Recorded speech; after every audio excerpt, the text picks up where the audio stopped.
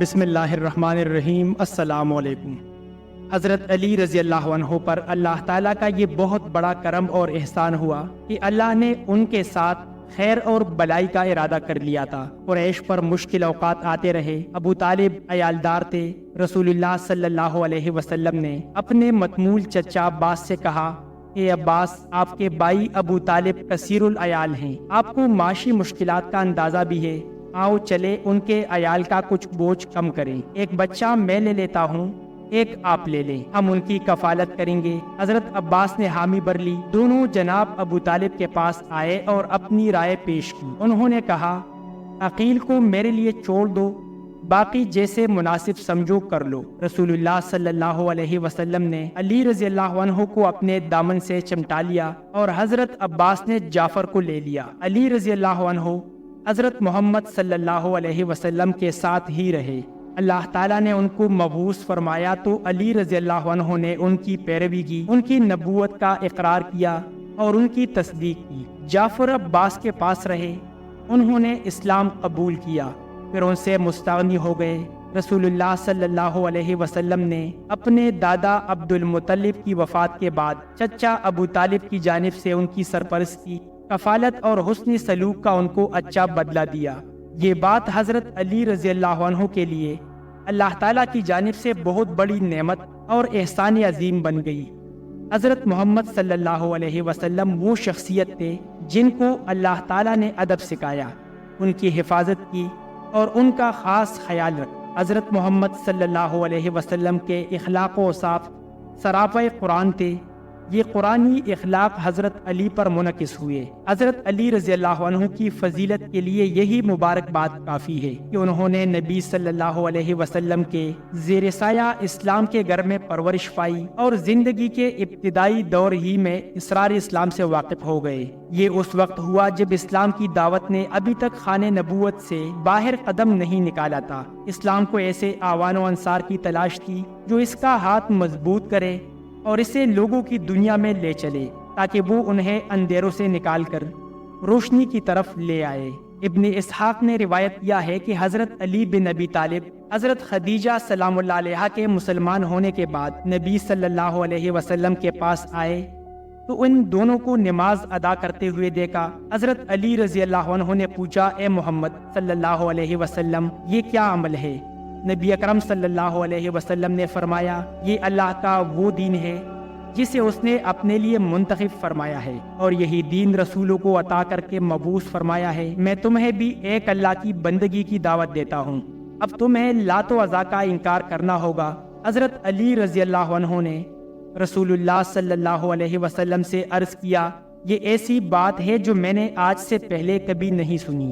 جب تک میں اپنے والد ماجد ابو طالب کو نہ بتا دوں کوئی فیصلہ کن بات نہیں کہہ سکتا۔ رسول اللہ صلی اللہ علیہ وسلم نہیں چاہتے تھے کہ واضح طور پر اعلان اسلام سے پہلے یہ راز کھل جائے، چنانچہ آپ نے فرمایا، اے علی، جب تک تم اسلام قبول نہیں کرتے اسے ظاہر نہ کرنا۔ چنانچہ علی رضی اللہ عنہ اس رات رک گئے اور انتظار کرتے رہے۔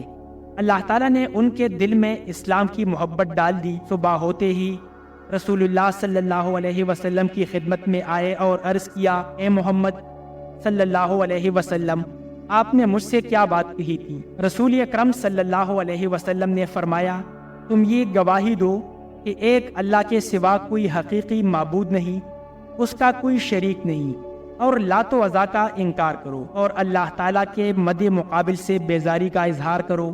یہ ارشاد علی سنتے ہی حضرت علی نے فوراً اسلام قبول کر لیا اور وہی کیا جو انہیں کہا گیا تھا۔ انہوں نے اپنے والد جناب ابو طالب کے خوف سے کچھ عرصے تک اپنے اسلام کو ظاہر نہیں کیا۔ ابن اسحاق کہتے ہیں، بعض اہل علم نے لکھا ہے کہ جب بھی نماز کا وقت ہوتا رسول اکرم صلی اللہ علیہ وسلم مکہ کی گاڑیوں کی طرف چلے جاتے اور حضرت علی بھی اپنے والد چچاؤں اور دیگر لوگوں سے چھپ کر آپ کے ساتھ روانہ ہو جاتے تھے۔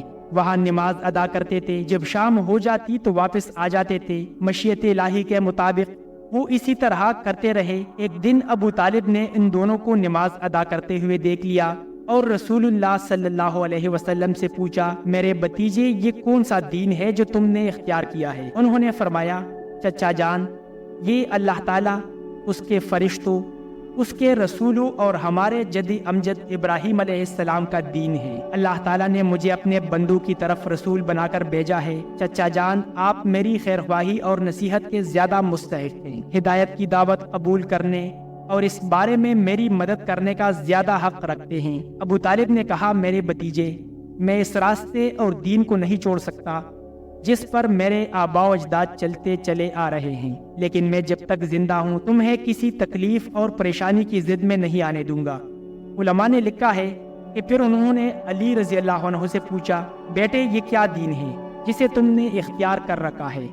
انہوں نے کہا، ابا جان، میں اللہ تعالیٰ اور اس کے رسول پر ایمان لا چکا ہوں، اور جو دین وہ لے کر آئے ہیں میں نے اس کی تصدیق کی ہے، ان کے ساتھ نماز ادا کی ہے اور ان کی پیروی کی ہے۔ کہا جاتا ہے کہ انہوں نے اپنے بیٹے علی کو کہا، محمد صلی اللہ علیہ وسلم تمہیں خیر و بلائی ہی کی دعوت دے رہے ہیں، ان کا ساتھ دو۔ حضرت علی رضی اللہ عنہ سے روایت ہے کہ وہ نبی اکرم صلی اللہ علیہ وسلم کی خدمت میں حاضر ہوئے اور بتایا کہ ابو طالب فوت ہو گئے ہیں۔ نبی صلی اللہ علیہ وسلم نے آپ کو حکم دیا، جاؤ اور انہیں دفن کر دو۔ علی رضی اللہ عنہ نے عرض کیا، انہوں نے تو شرک کی حالت میں وفات پائی ہے۔ آپ نے پھر فرمایا، جاؤ اور انہیں دفن کر دو۔ حضرت علی رضی اللہ عنہ کہتے ہیں، جب میں تدفین سے فارغ ہو کر نبی اکرم صلی اللہ علیہ وسلم کی خدمت میں واپس آیا تو آپ نے فرمایا، غسل کر لو۔ ایک اور روایت میں ہے کہ نبی صلی اللہ علیہ وسلم نے فرمایا، جاؤ غسل کرو، پھر سیدھے میرے پاس آؤ۔ حضرت علی رضی اللہ عنہ فرماتے ہیں، جب میں غسل کر کے آپ کی خدمت میں حاضر ہوا تو آپ نے میرے لیے دعائیں فرمائی۔ اس پر مجھے اتنی خوشی ہوئی کہ اگر ان کی جگہ مجھے سیاہ و سرخ اونٹ دے دیے جاتے تب بھی میں اتنا خوش نہ ہوتا۔ راوی حدیث عبد الرحمن سلمہ کہتے ہیں، حضرت علی رضی اللہ عنہ جب بھی کسی میت کو غسل دیتے تھے بعد میں غسل فرما لیا کرتے تھے۔